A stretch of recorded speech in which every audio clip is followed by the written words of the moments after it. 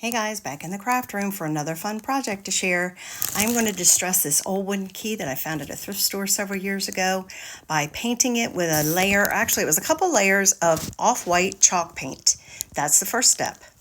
Okay guys, after I painted it, so for the next step, what I did was, and I actually came on and did it live, but I took some Elmer's glue, and you can use even the Dollar Tree version, but some regular white, school glue, and I painted that on over top of the painted area, the dry painted. So I just used a paintbrush, painted it on there. I did it a fairly thin layer of it.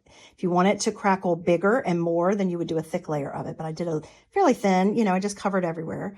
And then while the glue is still wet, sorry, I moved that right in, I gave you a shadow. While the glue is still wet, you apply paint to it. So you take a paintbrush and you paint it, but you want to put it on there gently on top of the glue without working it into the glue, and not overworking it. Don't keep like going over the same spots. So I used this, oh, let me get it in the light. The metallic antique gold from Folk Art.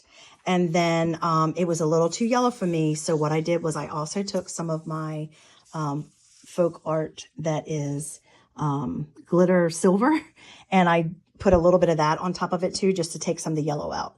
So then when all that was done, I took my blow dryer because I sped it up. You could just let it sit, but I sped it up. And then this is the crackle effect I got. So that's what it looks like. Now, you could also, instead of using Elmer glue, you can use Vaseline, or you could use chapstick. So you would take your painted surface that's dry, apply the chapstick or the Vaseline to it. While, immediately after you've done that, take whatever paint color you're going to use, paint that on without overworking it, and then either dry it with a blow dryer or let it dry overnight, and the crackling will happen. Okay, I hope you like that idea, and I will post a picture of the finished project.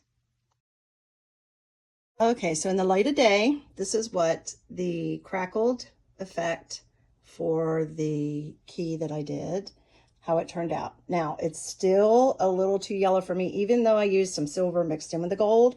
I'm still trying to get that champagne color, just like I've done for this rabbit and for that one.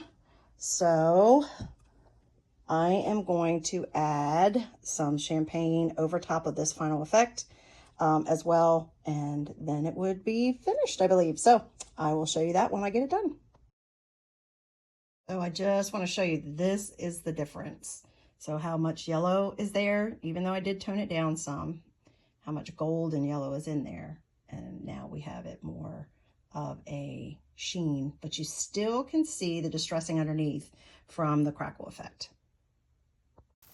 And here's the finished project. I'm thrilled with how it turned out, and I hope that this inspires you to try it for yourself.